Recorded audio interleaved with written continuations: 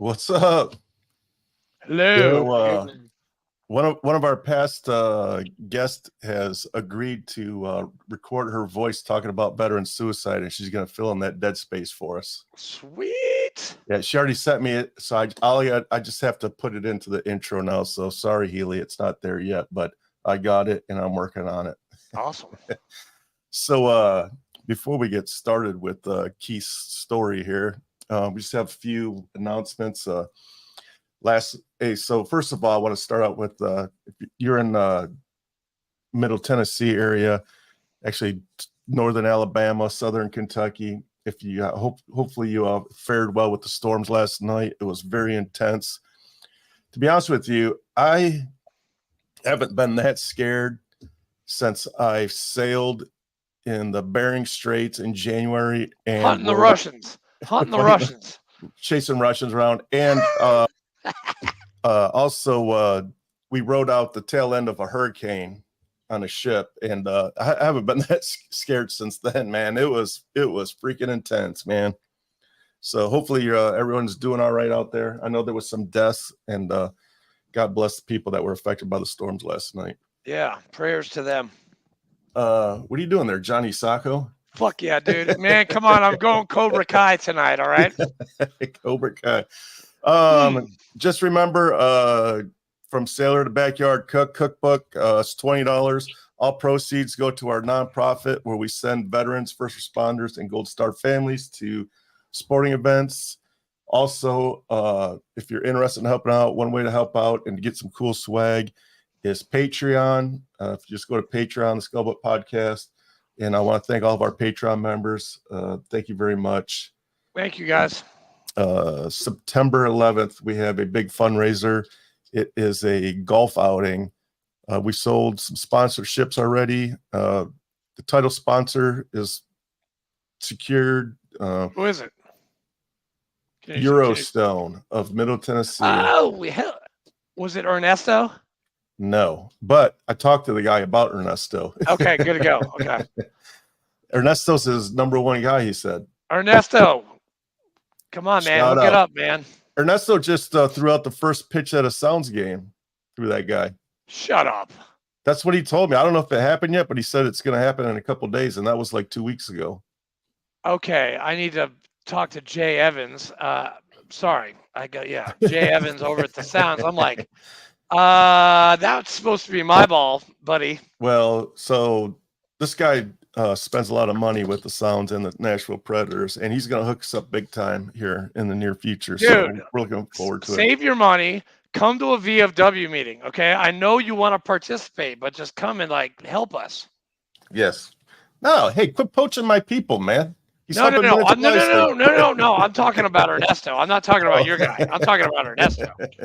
Ernesto, get to a damn meeting, dude. What else do we got before we get going? What do you got? Well, okay, I'll do this. This just came down the pipeline. So May 21st, this just went on VFW.org today. The Grand Ole Opry is scheduled to salute the U.S. military with a return of the red carpet parade and what has become a highlight of the year. The special Salute to Troops Opry performance Tuesday, May 21st. Among the artists scheduled to perform at the Opry are Craig Morgan. We all know who Craig is. He serves as an Army Reserve warrant officer and will perform with the 313th U.S. Army Band. Lauren Elena, Lee Bryce, Hunter Girl, Austin Schnell, and more. General Huber from MTSU will be there.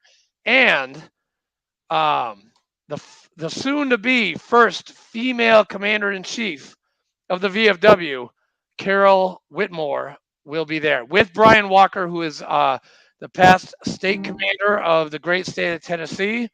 And he's also the assistant adjutant general of the VFW National, 1.5 million people. Keith, you are so dark in there, man. I can hardly see you. I just noticed that, and that's why I'm looking. I guess it's in a closet. There he is. There's that beautiful face. But no, May 21st. Now you went back to the dark. I'm trying to find the right place. Here we go. Uh, May Contest. tw- May 21st, Grand Ole Opry. It's going to be a great time, and if you want tickets, let me know. Well, I will give you the link because I'm not buying tickets for you, but I have a link to give you where you can purchase tickets. And we're going to an event tomorrow. We are. Oh yeah. Well, wait. Hold Although on. it's going Nope. to They're be, gonna. Hey, dude. This is. yeah, this This is is going supposed live to on be Sundays. Sunday. So, hey, this So past Friday, we went to this great event. yes, I want to. I want to shout out to a soldier's child. Thank you so much for the gala event that you invited us to. It is amazing. It was awesome. Um, it was at the MTSU Student Union Building. Thank you, Daryl Mackin, our 3-year trustee and CEO and founder of A Soldier's Child. Right on.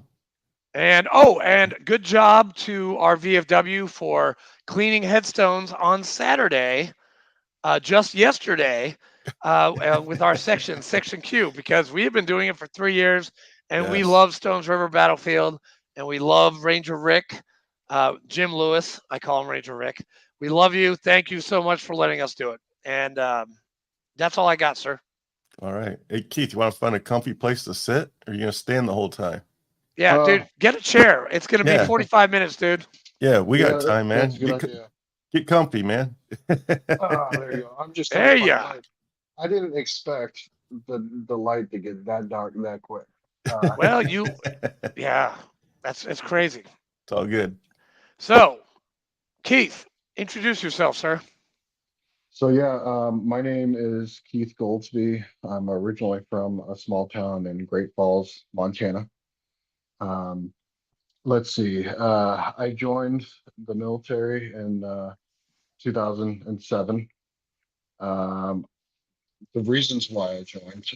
So my grandfather was a gunny in the Marine Corps. He was actually a drill sergeant as well. He ended up, Hoorah! yeah, he was in the Korean War. Oh shit! Oh, nice. Yeah, yeah. So by the time he got back, he became a drill sergeant. Then he did education as a civilian for the rest of his career. So a lot of my values that I got uh, growing up was from my grandfather. Um, so when the war on terror started on September 11th, um, I was in high school. Uh, so this was around the time that everybody was trying to recruit and getting a good purpose in life, doing something um, you know uh, meaningful, right? As you turn 18. Um, so I graduated high school, and 2 weeks later, I was on a plane going to Lackland Air Force Base, Texas, uh, to basic training. So I ended up signing up. I told the recruiter that I wanted to go into computers, right? So I ended up signing up for communications. And so what they put me into was called switching and cryptology at the time. So went to training down at after basic training. I went to training down at Keesler Air Force Base, Mississippi. That was kind of like our trade school. Learned about routers, switches, SATCOM, how to set them up from a basic level with tactical gear. Um, and then so I was there for 12 months, and then I got stationed at Langley Air Force Base, Virginia, which is where I met my now wife. Um, and we have two beautiful little twin boys, 7 years old. Aw. Yeah. So they're grown up so fast too. They're like little weeds. Yeah. So yeah, so I got stationed down at Langley in Virginia. And in 2009, September 2009, I was deployed to Operation Iraqi Freedom, deployed to Balad Air Base, Iraq. They call it Mortaritaville for a reason. So the entire time I was out there, we had thousands and thousands of rocket and mortar attacks. They had coordinated teams out there. Um, which would come in around the base, shoot, and then run. Uh, so Balad had predator drones that would go around the base and look for these guys. And they eventually got good enough, like I said, where they would shoot and run. Uh, so indirect fire attacks the entire, 7 months I was there. Um, so there was 3 occasions where I actually remember taking direct hits or squad in. We had a place out there where our location was near the edge of the base. And uh, so there was, again, I went out there and I'm trying to get my thoughts together here. As you guys No, can see, dude, you're Yeah, doing you're great. good, man. it's difficult to bring a lot of this stuff back up. So forgive me. Um, so 3 times. The first time, I don't know if you guys remember this, but a lot of the younger guys, especially the millennials, will remember it. The game Guitar Hero. Have you guys ever played that game? Yep. Okay. God, So man, I haven't seen Guitar Hero. I haven't seen that game in a long time. right. So I was playing Guitar Hero 3 Legends of Rock. Hell yeah. Rock Yeah. on, dude. Yeah, and we worked 6 days a week, 16 hours a day, right? And the seventh day that they tell you that you have off, you're on duty, really, right? So at nights, when I got off, I like to go out there and just turn up the surround sound and just play my favorite songs. Stricken was one of my favorite songs. Nice. Disturbed. Yeah. So what we had out there in Balad, and anybody that's been deployed out there will know this, is that when these guys would come in and shoot their mortars up into the sky, Balad had an alarm system that was within the general radius of, like, I think it's like 3,000 meters. So uh, if a mortar was going or a rocket was going to land near you, your local alarms will go off. Um, they also had these R2D2 looking things that would track the mortar coming in. Oh, like the Sea Whiz on the back of a ship. Yeah. Yeah. Right, exactly. And it sounds, you know what I'm talking about, right? Yep. Oh, yeah. Exactly. Yeah. So they would try to shoot down these mortars. So, anyways, this localized mortar rocket system went off right behind me when I was playing one of the songs. I don't remember what it was at this point. Um, but it went off, and I dropped my guitar, and I got underneath the table like it was going to do something. It's a plastic table. We had where I was at was a rec tent, and I'm sure a lot of people know what a rec tent is. But is where all of the fun stuff is. If you're Yeah. going to go take a break, your recreational tent is where you go. And the little tents have this much of fabric, right? And then I went underneath a plastic table, right? So the localized alarms were going off for about 15 minutes, and I just remember sitting there trying to get this to stop, right? Just and then hearing the impacts and feeling it on the ground. There's something very sobering to feel like something could just tear through the roof and then you're gone. So this went on. This was a coordinated mortar strike. I found out later on with multiple teams. That's why it took 15 minutes. Like I said, they usually have predator drones that would go around the base and try to hit the guys, but there were so many that came in. So none of them actually hit my location. But again, that was a prolonged ordeal. And it took me a long, I used to love Guitar Hero. It took me a long time to pick it back up after that. Used to play on Expert, one of the best guys that I know as far as playing and stuff. And last year, I ended up going on eBay and I found an old version of Guitar Hero, Legends of Rock, and I started playing it with my boys. And again, at the time they're 6 years old. So what I was trying to do with this type of scenario is desensitize the alarm, uh, what goes on in your brain when your Yeah. neurons are firing, right? So, and a lot of the songs that I like to used to listen to, like Disturbed and stuff like that, when that used to play on the radio, it used to trigger me, right? So working on that as far as playing with my kids and putting a positive memory and positive feeling with those songs and with the game itself. Uh, so that was one attack. um, like I said, there was three. Um, the other one, my wife was actually she was my fiance at the time. One of the reasons why we're married now is because she stuck with me the entire time when I was in Iraq. And one of the times we were actually on a Skype interview for not interview, Skype Oh call. man, Skype. That's old school right there too. Damn. Yeah.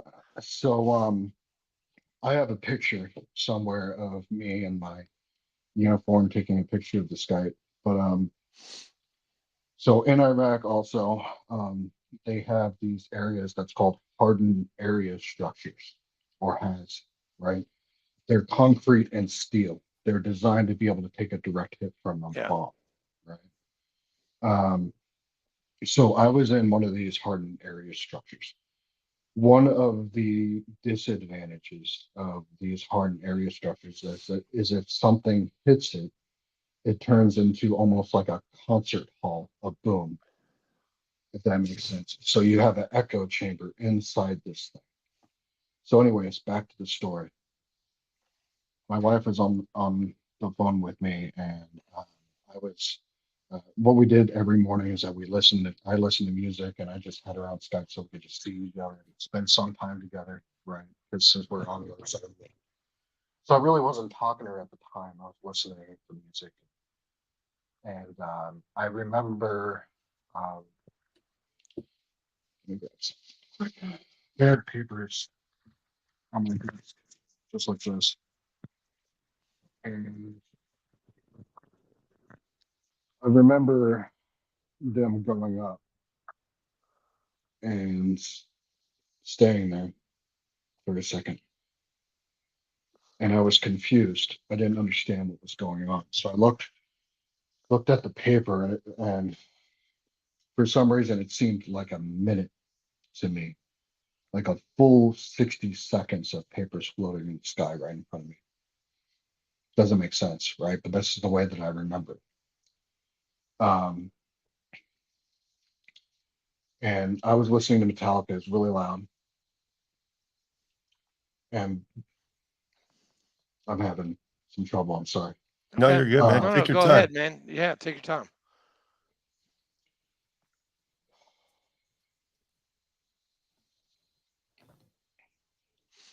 and with with the sound of Metallica in my ears, it it felt like somebody stabbing me in the ears on both sides with a hot knife, and it was because it was so loud. It hurt. Um,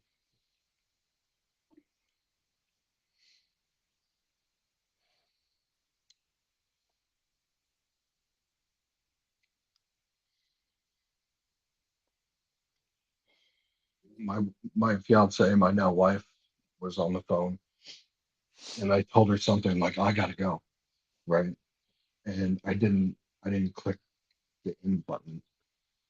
So she heard boom, and she saw rustling, and she saw people running around, and I was gone. She thought I was dead. Um, so I have a picture of this too. When we were about to go outside, they put me in charge of a little squad to do an EOD check because we were just hit. So what we need to do now is look for unexploded ordnance in our local area. So me and two guys, I had the radio, we put on our full body armor. Again, adrenaline going. I could barely remember even putting on my armor. Grabbed our EOD flags, and we went outside and scanned the area after the attack was done, of course. And we didn't find anything. But I came back and sat back down at my desk. And at this point, anybody that's been through this type of situation, they'll know what I'm talking about. The crash as soon as this is done, because your adrenaline is up, up, up. And then when you sit down and finally calm down, it's down, down, down, right? Um, so I got back to my desk and looked at my laptop and realized the Skype was still on. I talked to my wife, and she was screaming and crying and trying to figure out what was going on. And so I told her and blew it off like, hey, it was just something that was outside. There's no big deal, right? Calmed her down, hung up the call. Then I went to work for the rest of the day. Finished up the day. So that was the second time. The third hit that I was around was when I was on the phone with my sister, and unfortunately, it wasn't a video call. It's one of those satellite calls that we had out there. And this one was not as spectacular. It was more like it was in the general area. I was on the phone with her. It went boom, and it clicked and hung up. Really doesn't impact me that much, especially when I'm talking to my sister now. Not like you guys just saw a second ago. To this day, when I think about it or bring it up, brings up shaking in my legs. It brings up the adrenaline, the stuff that I've been, um, stuff that I've been talking about. Yeah. I still, to this day, wake up at 4:30 in the morning every morning. I have mood crashes, snap at my kids sometimes, and I try not to. In 2015, so I went to Iraq in 2009. In 2015, actually, let me bring this back a little bit more. When I got back from Iraq, I promised my mother that I would take her on a cruise sometime in her lifetime. So when I got back from Iraq, I used some of the money that I had to take her on a Bahamas cruise. Nice. It was really nice, and I loved it. But the first time that something was wrong was that there was a waiter behind us when we were having one of those fancy dinners, and I had my wife and my mother right next to me, and he dropped a metal pan behind me. Bam!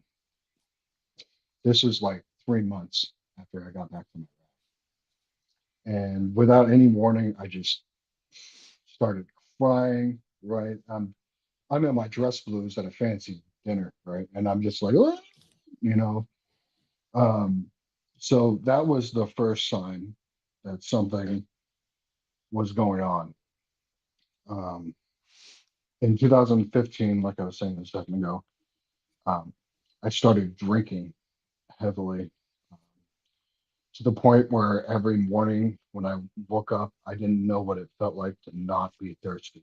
Anybody that has been drinking for a long time, they know that feeling in the morning when you wake up and you're thirsty as hell, right? Your entire body is shriveled up from that water taking or the alcohol taking the water out of your system, You're dehydrated. right? Yep. So in 2018, so we're jumping ahead a little bit, um, I ended up having a pretty massive panic attack at my work, and I didn't realize what was going on. They actually sent me to a cardiologist to see if my heart was failing.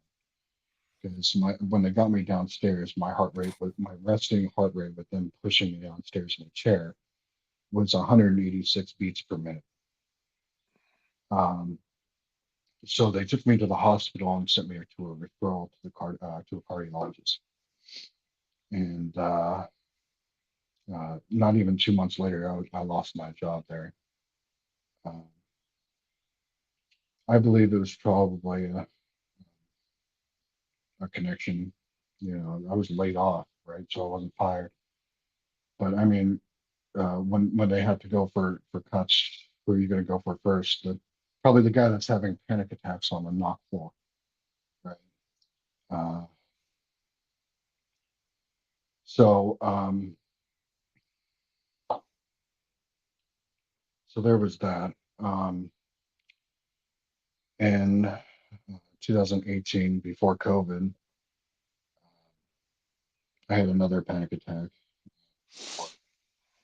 Went back to the cardiologist, and at that point, he told me nothing was wrong with my heart. And uh, they sent me to a psyche eval. And at that point, this was probably one of the worst mistakes that I did. They put me on benzos and Ambien and all of the very hard stuff. So I stopped drinking, moved over to these benzos, which was not a healthy choice. Uh, and so happy to say now that I am benzo free, by the way. I worked with, so after a while, these benzodiazepines, they stopped working with the anxiety. So they work for a little while and then your body builds up this tolerance, right? So first I started on Klonopin, then I went to diazepam, um, and then I went to Xanax. Um, and so each time they stopped working and I had to move to a different one. Um, and then I went to the VA and they said, hey, by the way, benzodiazepines now not recommended for PTSD. Right.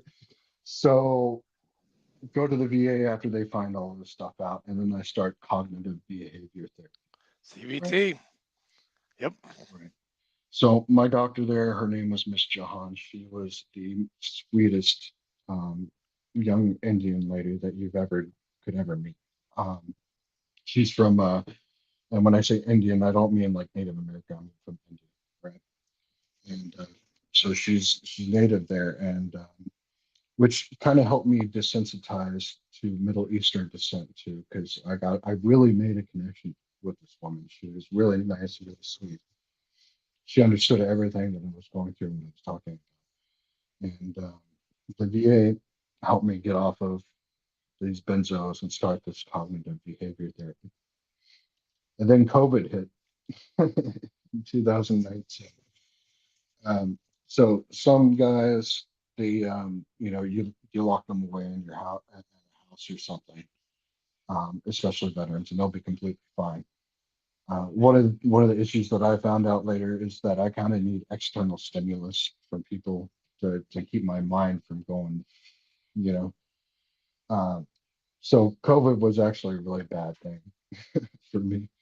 Um, Isolation and being in your own mind and that type of stuff. But I can say uh, working through the VA and stuff like that, it's not, I don't know if I'll ever be able to put this down for good, but I have it under control where I'm not completely spazzed out on benzos or alcohol anymore. So if you go by the 1% improvement idea, you try to improve yourself 1%, every week or something. Um, I've been doing that for a while and just trying to notch myself into a better position. Um, Trying to make sure that I don't go off the rails too much and my head starts spinning off of my shoulders. Um, yeah, so that's where I am today. Yeah. I that was great, man. I mean, I know where you're coming from. I was on citalopram mirtazapine and trazodone. And the VA said, "Oh yeah, that's really good." Well, I was like a zombie for like years. I was a drunk, a recovering alcoholic of 6 years. I mean, I was in Iraq, uh, 2005 and 2006. Lots of explosions. I mean, I have 100% PTSD, and yeah, they try to cure it with, you know, Drug you. a lot of stuff, and it didn't really work. I got off, I stopped drinking. Drinking was a really big thing with me, and I mean, I empathize with you because I too have been there, and I know what it's like, and it sucks. I mean, shit. You said you were at a cruise, and the waiter dropped a pan.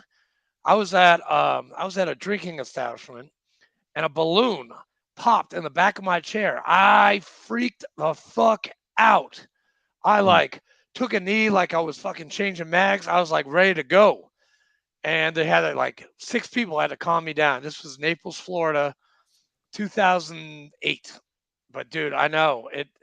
And yes, we are never going to get rid of it, but we will be able to control our ailment a lot better. And by talking about it, by telling your story, that helps. And you've helped me. You've helped Fleek out. I mean, it's amazing what it's unfathomable to some people what you've gone through, but there are a 1% of us that actually know what the hell you're going through. And Fleek, myself, and any of the hard chargers that have been to Iraq or Afghanistan, we have been in your shoes and we sympathize and we're here for you. I appreciate that. And to add to that, I want you to really hammer home something for people. That's something that I've been dealing with for a long Yeah. time. Um, have you heard of imposter syndrome? What? Imposter syndrome? Imposter. Oh, Yeah, yeah, sort of. Could you elaborate just a little bit on that? I think I have, but yeah. for our viewers. Right. So the mentality in the marine in the military, right, is that uh, be the best of the best, and you got to be a man, take care of these things. And so um, one of the things that I struggle with a lot is that there's guys in the Marines that saw their friends get blown apart, and all I had was mortars over my head, right? So I can tell you, imposter syndrome is where you think that you don't you don't really have this and you're just losing your mind, right? You shouldn't be dealing with this. You're tougher than this. What is wrong with you? Um, uh, That's definitely from the CBT handbook. I know because I did the first thing I did was CBT. I did EMDR. I did exposure therapy. And I found this program, and I don't know. It might help you. It helped me tremendously. It's called Save a Warrior. Um, they send you off to Ohio or California, and it's a 72-hour warrior detox, and it really helps. Or Camp Southern Ground. I've heard that works out some kinks too, big time. We had a couple of VFW members go to Camp Southern Ground. Yeah, one just recently. Yeah, one just recently went and she loved it. She's a totally different person. I mean, Yeah, she even apologized to me. 180, man. Me, I was the same way. Like I went to Save Warrior and you become mindful of other people and that you're not just selfish and narcissistic. And I used to be. I was an asshole. Ask anybody. You still kind of are. I'm still kind of an asshole, but I learned how to enjoy life. And my ailment does not fucking my PTSD does not fucking define me. Your PTSD does not define you. You are a amazing person, and you have a lot to give society and humankind. Even though they And you have 2 boys to raise. fucking punch you down, you know what? You can take it. And look at you. You're here talking to us right now. And you are doing so great right now. I'm so proud of you, Keith. I really am. I appreciate that, man. I really do. I really do appreciate that. You are like, you're going in the cookbook. Yeah. You're fucking going in the cookbook, man. So some of these quotes, yeah. I didn't explain the cookbook to you, so I mentioned the cookbook in the beginning. So what I did was again, from Sailor to Backyard Cook, what I did was I took my two favorite things on the planet, cooking. I love cooking. That's my outlet to do me. And also my second one is talking to veterans, like sitting here talking with you guys. So what I did was I wanted to write a book about my my podcast. I asked Andrew 3 years ago if he'd help me out with this podcast, and he said yeah, and we've just been soaring ever since. But what I did was, instead of writing a book, I thought to myself, do you remember the old book Chicken Soup for the Soul? It had a bunch of short stories.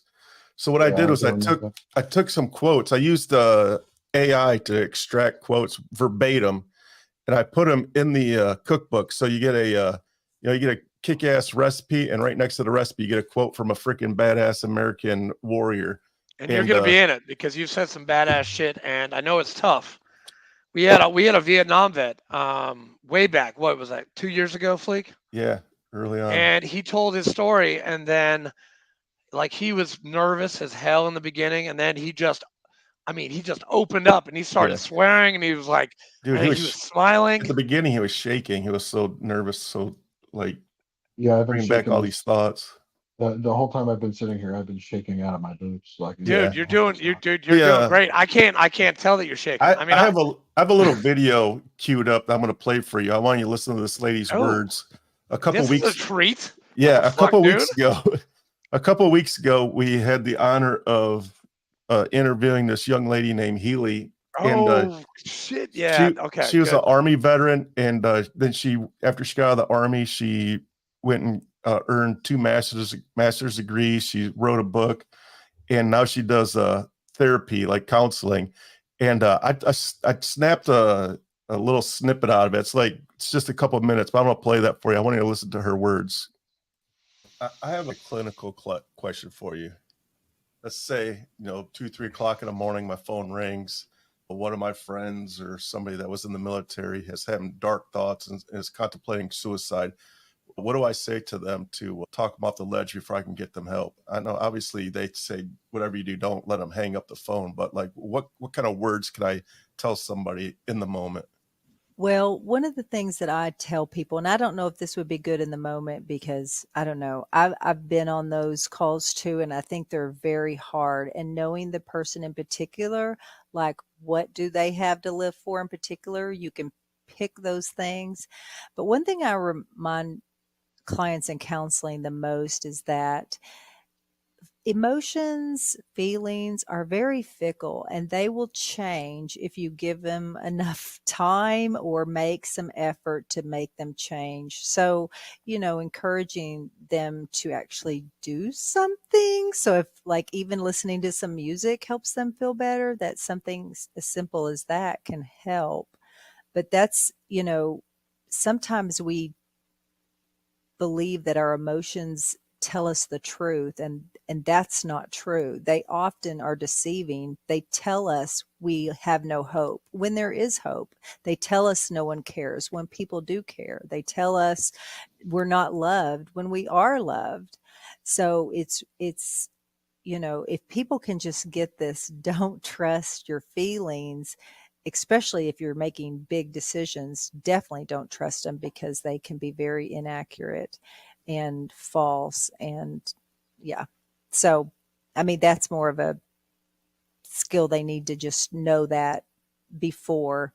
But when I was talking to someone on the phone once, that was one of the things that there was a show that they loved to watch that would always make them laugh. And so we made sure that was on, and that, yes, I stayed on the phone, and that there was somebody else there. And so all the basic things that, but I will say that most of the time when people say they want to die, because I question when people who come to me with suicide ideation or have tried, have attempted, or will always ask this question because I heard this in training once, and I now believe it's true, that do you really want to die, or are you just tired of feeling this way? You just don't want to feel this way anymore. So if you don't want to feel this way, we can change that. Because most people don't want to die. We have a natural instinct to want to live, even if things aren't perfect. Yeah. So when you were talking, I was like, I gotta hurry up and cue this up because her words were amazing. Yeah, definitely. Did I say did I say something in there? I agreed with her. Like, Yeah. I heard Yeah, my you're there voice for a once. split. Yeah, For a split second. Yeah. Yeah, that's what I get. I get a second. That's all I Yeah. get. Just kidding. Just Oh, kidding. don't Like, worry. that There'll was be awesome. more. There'll be more of those. I start doing like shorts for like YouTube and TikTok Dude, to get the word out. That was awesome. That was great. Yeah. And it just, we have hope. We are loved. And Yeah. you know what? We need to continue on because for the people that died over in Iraq, we are continuing the mission right now. Keith, you're doing it. I'm doing it. Fleek is definitely doing it. We are like those guys gave their lives. In 06, I lost 17 of my friends. But you know what? I'm doing it for them. I'm helping Fleek out. I'm helping the VFW, Marine Corps League, DAV, American Legion, my community, whatever. And Keith, you're doing the same. And it's just it's honorable. Yeah, you're helping out just coming out here and telling your story. Yep. I appreciate that. I really do. And it makes you a very, very virtuous person, which, as Marcus Aurelius said, Oh, here to we be go. virtuous. What? Come on, man. I'm reading Marcus right now. He's got Sorry, bust out the stoicism. I got to throw it in, man.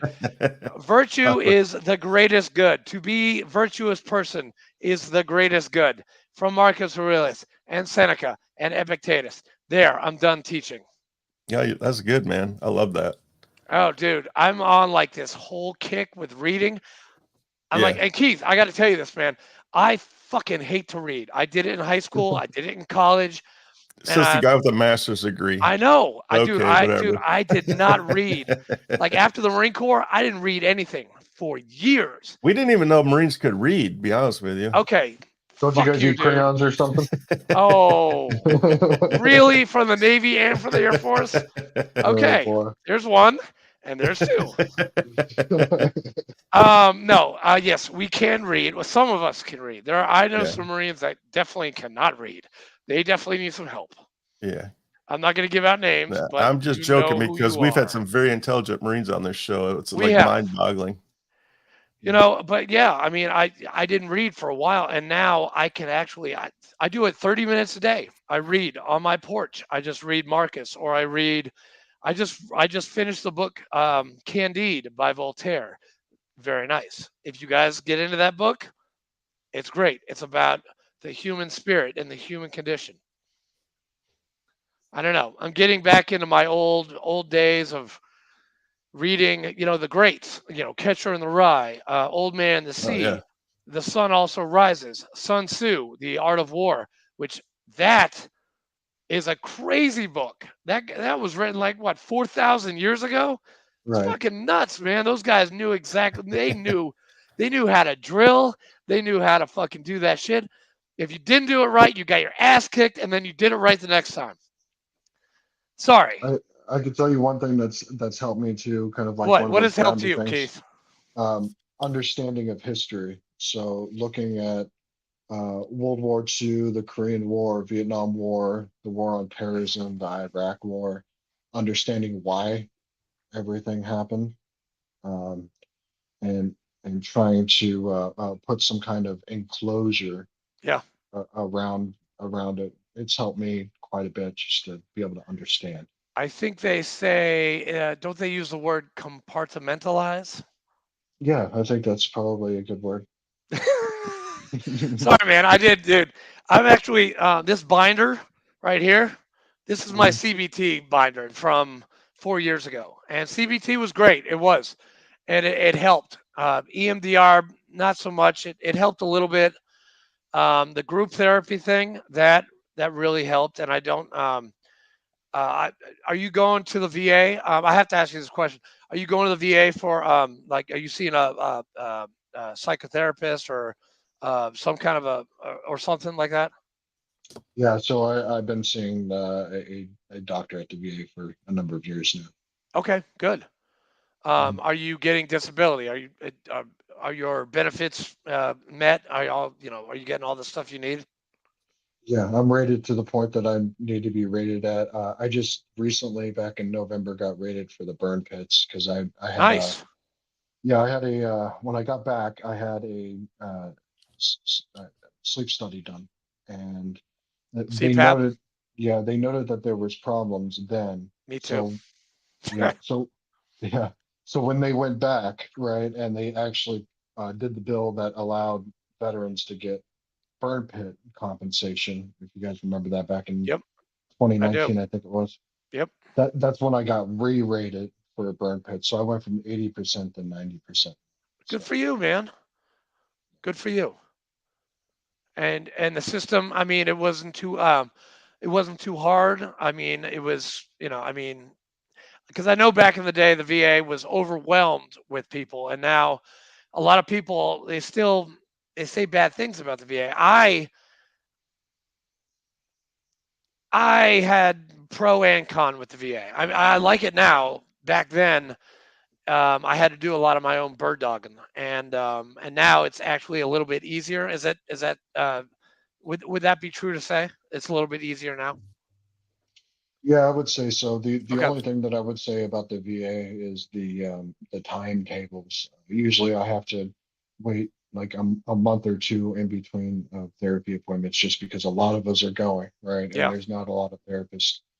Um, So, but how much of that can the VA actually control? Probably not a lot, right? Yeah. So, Well, good for you. I'm glad that you took advantage of the burn pits. That's great. I burn shit. But dude, I'm 100, like my shit is fucking 100% PTSD. I'm fucking nuts. I'm fucking crazy.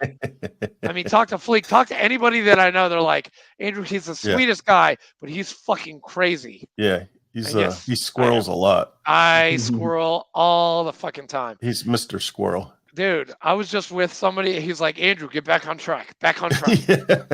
And it's like everybody, even my Yeah. mother says that. She's like, you're getting off track. You need It's to talk about annoying. what the fuck you were talking about Yeah. before. I'm like, oh, okay. Like, bro. Bro, just calm down. Calm there is down. there is something about family members though. My wife to this day can see when I have heightened whatever, and she'll tell me, Great. she, Yeah, that way. My wife, she can tell, definitely. she tells me to go take a second whenever she can see it, and she can see it within seconds just by looking at me, which is because I don't tell a difference until it's too late, right? Um, but she can see it within seconds, which is crazy to me. Oh, it's weird how they can tell. Right. I mean, It's they so can give weird. you a look, and then you're like, the look is like, go the fuck outside. Yeah, she's like your Count, service dog. count to 10. Yes, she is. She is my beautiful, beautiful service dog. Service wife. I hope she does not fucking see that. That's not Wow. a bad thing. And No, it's not. No. you just called your wife a dog on your podcast. I know. But she never watches this thing anyway. She hears me because she's in the next room. I'll probably get a talking to in about 30 minutes. But yeah, man. I mean, go get do what Keith is doing. People that are listening out there, if you're in a bad spot, go seek some help. Go to a therapist. Go to your best friend. Go watch a movie. Go in your garden. Go read. Do something. Don't, like what Keith said during COVID, which everybody was. Do not be stuck in this. This will get. If you're stuck in here, you are going to get in trouble. Yeah, for sure. In AA, we call it stinking thinking. When you are caught up in your own thoughts, and I mean, it's a cycle, man. you're like this and like this, and it's like an OODA loop of horrible stuff in your brain. And I know, Keith, you know what OODA loop is. I know you know that.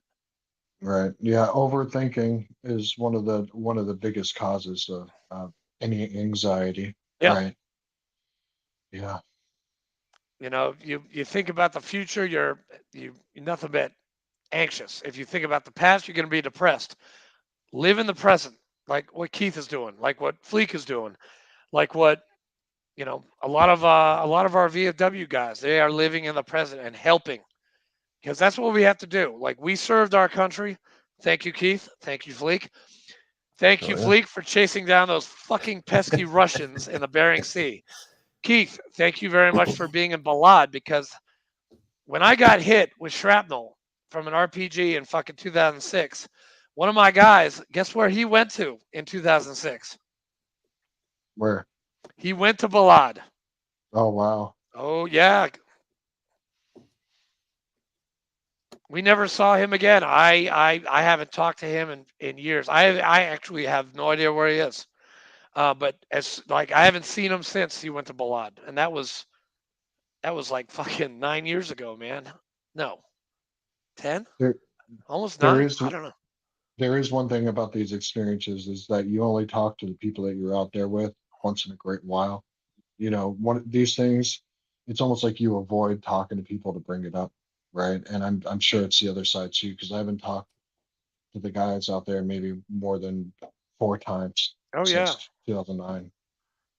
No, I've got I talked to I talked to maybe like 5 good friends of mine. That's about it. Of the 127 in our company, 5 of them I talk to on a monthly basis. And I know I've got one guy here in Tennessee. He was my squad leader. He lives 2.5 hours away, and I haven't heard from him since he got out of the Marine Corps in 2005, like after that first deployment. Some people, they just don't want to go there anymore, which some people can do that. Some people can, put it out of their mind. And then you've got the bro vets who always remind people that you're a veteran. I actually Yeah. dude, seriously, That's annoying. I had to look up what bro vet, the actual definition of bro vet was for my next door neighbor. He had never heard of that definition. And they always seem to want shit for free too. Always. Yeah, discounts. Hey, I want my veteran discount. Like, dude, chill out. Yeah, I mean, and there's nothing wrong with bro vets. It's just, Nah. they're always stuck like back in the service. Like that was The bro vet, there's one, I'm not gonna mention any names, but he wears this fucking vest and all of his patches on it. Like, dude, Wow. seriously? Why are you wearing that, man? Like, you don't even ride a motorcycle, but you got a freaking vest with all your patches on it. It's like, calm down there, bro. I think I know who you're talking about. Yeah. But You know exactly who I'm talking about. Oh man, we're starting some now. No, Riding a bike also helps too. And I rode a It motorcycle does. for a long time. Do you ride a motorcycle, Keith? I have my license. Unfortunately, I had to sell it last year. I snapped my leg when I was working on the construction yard last year. Oh, Jesus, shit. Yeah. So I snapped my fibula about halfway up my leg. God, Jesus. No, hell no. I thought I actually sprained my ankle, and then I worked on it for a month. Oh my God. I went up and down ladders and lifted like 300 pounds. And Are you still doing construction today? No. So I was laid off from a technology company because I'm in communications, right? And so I was out there in the Virginia heat because I'm not going to be sitting around. I'm not that guy. If I get laid off, I'm not going to be eating bonbons on the couch, right? So I got out there and got the first job that I could find that paid well, and and then I rode a motorcycle every day to work, which is so awesome, right? And and then until that happened, right? And then I was laid up in a bed until I got better. Oh, yeah, hell no. I can't. I tried, man. No, I give you props because my next door neighbor has like this little like motor trike. It's like for kids. And he's like, Andrew, get on this thing. I'm like, okay, sure. Never ridden a bike in my entire life. I mean, I'm a cyclist. I'm a pedal guy and a scooter guy. So I'm on this fucking little thing. I rev it and then I put it into gear and rev it. Dude, this shit, the fucking bike comes like off my ass and I'm like this. And I'm like, okay, this, no, I'm not ready for a bike yet. Nope. I'm 46. I'll probably give it another 10 years and I'll try it again. There is something about going 70 miles an hour on the highway with nobody around you. That sounds kind of cool, actually. You feel Till a free. bug smashes you in the face. Well, you wear a visor and a helmet, right? Oh, he's coming. Splat! It feels like you're flying. It's one of the freest and most peaceful that I could feel. What kind of bike you got? Well, I had to sell it again, but I had a VTX 1300. So 1300 sounds cc. fast. Yeah, I could probably get that thing up to 100 miles an hour, but I only brought it up to 80 because I was still kind of a bitch with my with my bike. I didn't want to get it too fast because I just took the motorcycle training course. You know what? The 80's flying when you're on two wheels, man. Yeah. And I'm a squirrel, dude. I cannot handle 80 miles an hour on a bike. No. I would die. I would definitely die. The thing that scared me the most was the Virginia drivers. I'm shitting on my own state here, but the Virginia drivers, you can do everything right on a bike. Tennessee's pretty bad too. Yeah, Tennessee fucking sucks. Sorry, you drivers out there, you fucking suck. All of you. Yeah. No, can't even merge. Dude, and it's a turn signal, okay? Yeah. Up or down. Yeah. Left or It's right. not hard, man. It's not that hard. It's just a little flick. That's it. Just tell us where you're going. When you're coming down an off ramp to get on the interstate, make sure you're at interstate speeds when you get down there, man. That's what I was taught when I learned how to drive. That's the first thing my dad fucking taught me how to do. Yeah, I've literally seen people stop at the end of the ramp. Like, now how are you gonna go? You're at a standstill and everybody else is going 80 miles an hour. How are you gonna merge? It's not a yield sign. It's a go. Like, get to 60, like ASAP. We'll have people that have like 100 yards until their turn on the left lane. They'll be in the right lane. Like, why didn't you signal and get in the right lane like way before? Like, what's wrong with you? Yeah, Richmond is scary. I recommend not riding a motorcycle in Richmond, Virginia. Well, I do got to give Virginia props. One, it's for lovers. Two, love the state that you live in. I think I had a Marine Corps reunion at St. Charles. Is that right? Charles Island or something like that. It's over. It's over on the water. It was really nice. I love Virginia. It's a beautiful state. It's a beautiful state. Love it. I was just in Remington like a year or so ago. And you're going to Va Beach, right? To visit Anthony Ortiz. I don't have any plans right now, but I love, like, my wife and I love going to Va Beach. It's amazing. It's where 2nd Platoon got an STD because they ran a train on somebody. Dude, seriously, all 2nd Platoon, they hired a prostitute and they all had sex with her, and all of them got HPV. All of them. Nice job, guys. Yeah, good going. We had to get 2nd Platoon had to get our bore punched that month. Did you say crazy? No, I was married, so I did not take part in that. Yeah, But I know. Actually, we're gonna have somebody on in a couple weeks who actually did get his bore punched. We're gonna ask him about it. We're gonna talk to him about it. Oh, we allowed to ask him that? We are. Bore punched. I'm sorry. I'm a sick bastard sometimes, man. Yeah. I'm sorry, guys. Just sometimes. I'm usually not like this. I only come out like this comes out only here. Like I did it in college, I did it in high school, and then I drank a shit ton, and then I slowed down, and my wild side comes out. Like dude, seriously, freak, I was tired as fuck for this thing. Okay. And as soon as we went live, I was like, It I does got my amp you up. second. It Yeah. just picks you up. I mean, talking to like Yeah. these, like our guests, like Keith, or anyone we had, you guys like pump us up. Amazing. It's fucking amazing. It's a great feeling. How do you, Keith? How do you feel right now? Um, You feel better? You feel good? yeah, I feel pretty relieved. Just to be able to talk to somebody, right? And Mm. especially to talk to other veterans about it. Yeah, and when I was talking a second ago about the imposter syndrome, the validation that it's not something stupid to, to have happening to you.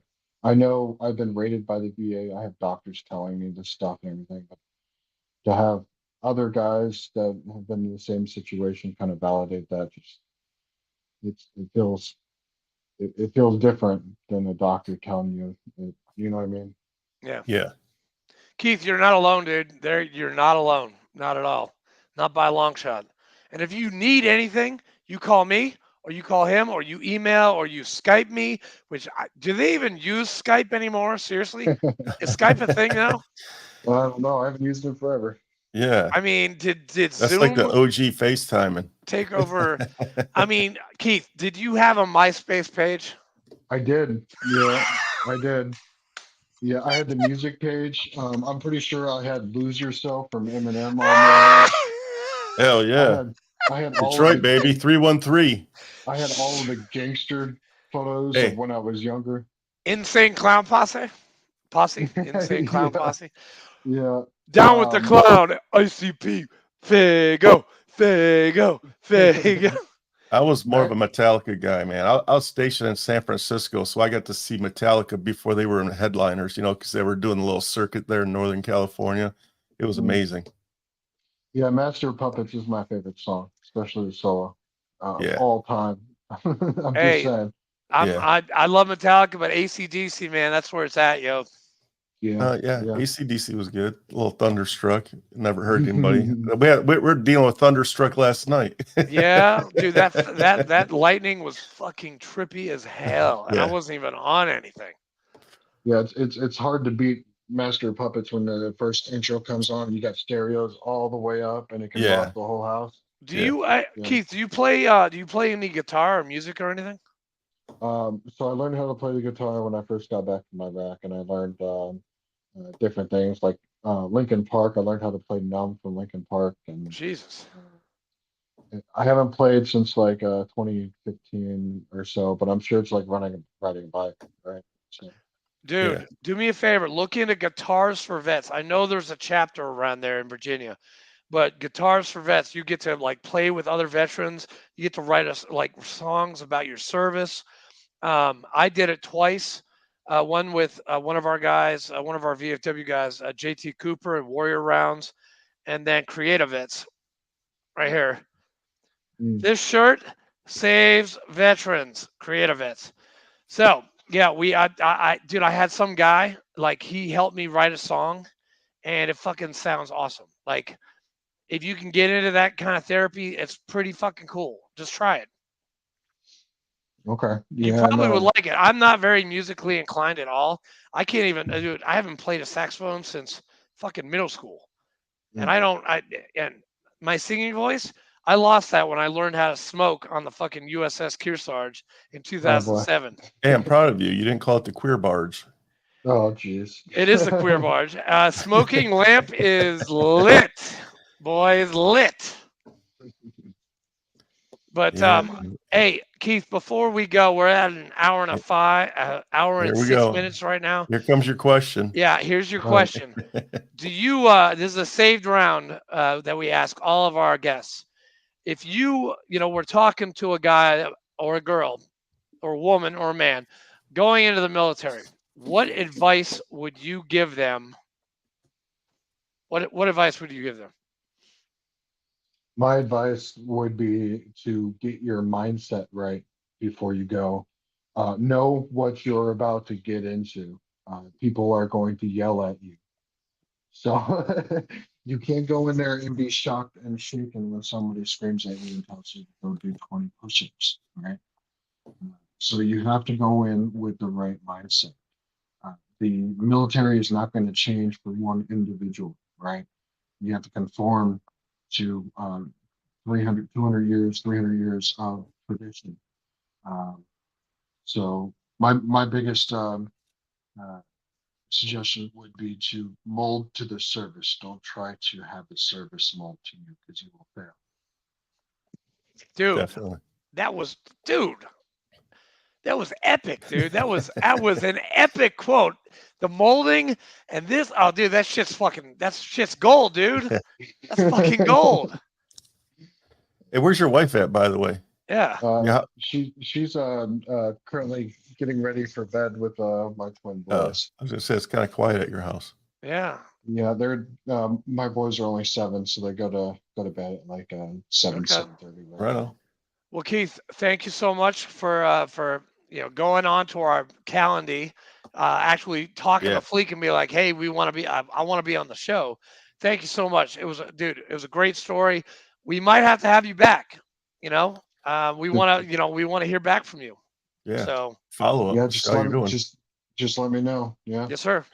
And you'll get an email from me in the next 24 hours with all the links and show links, so you could send it out to your family. And you'll get a thank you card from me, which, by the way, our last guest, Scott Husing, I owe you a thank you card. I'm going to do that tonight while I'm doing Keith. I'm sorry. I totally forgot, Scott.